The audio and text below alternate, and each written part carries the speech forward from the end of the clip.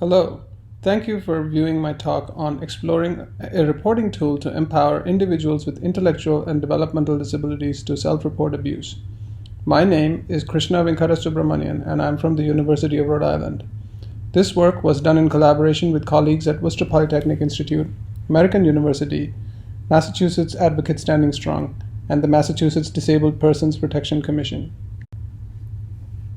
In the US, the abuse of individuals with intellectual and developmental disabilities, or IDD, has reached epidemic proportions. For instance, a 2018 National Public Radio report in the US found that sexual abuse was 7 times more common among people with IDD as compared to people without IDD. To make matters worse, only a very small percentage of such abuse is ever reported. The larger aim of our work is to empower individuals with IDD to fight this epidemic of abuse with the help of technology. Prior work at the intersection of abuse and technology has focused on topics such as cyberbullying, intimate partner violence, harassment, and family safety. However, none has specifically focused on people with IDD.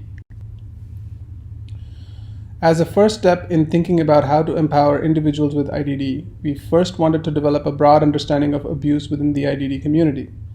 Therefore, we conducted a study to answer 2 research questions. 1. Given the diversity within the IDD community, who within the community is vulnerable?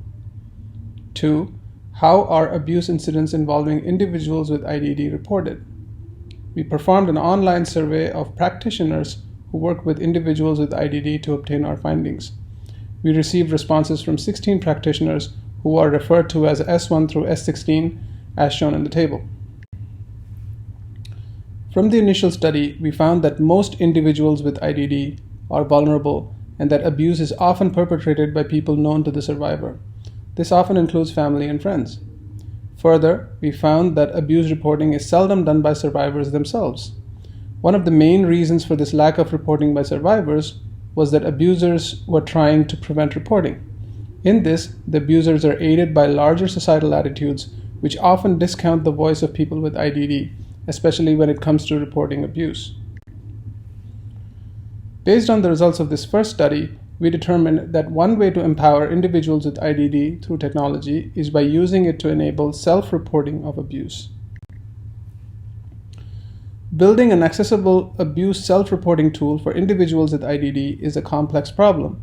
Therefore, before jumping into the design of such a tool, we wanted to understand whether such a tool would even be viable for the IDD community.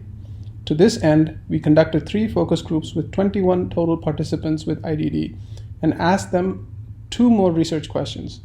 These are, what do individuals with IDD know about abuse and its reporting? And in what ways do people with IDD use mobile computing devices, if at all? The focus group participants are referred to as P1 through P21 as shown in the table. From the focus group study, we found that people with IDD struggle to identify and report abuse unless they have attended an abuse prevention training. However, if they have attended abuse prevention training, they are confident in their understanding of abuse and reporting. Further, in terms of mobile computing use, we found that most of the people with IDD we spoke with had several types of mobile computing devices, with tablets being the preferred device, mainly for its screen form factor. However, we found that despite having mobile computing devices of their own, participants often shared access to the devices with close family members. This could have potential security implications for any abuse self-reporting tool deployed on these devices. Overall, the participants with IDD liked the idea of an abuse self-reporting tool, provided it educated them about abuse in addition to allowing them to report abuse. So, developing an abuse self-reporting tool for individuals with IDD presents several research opportunities.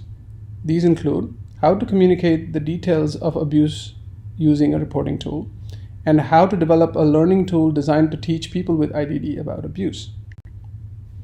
So in conclusion, abuse is a big problem when it comes to individuals with IDD.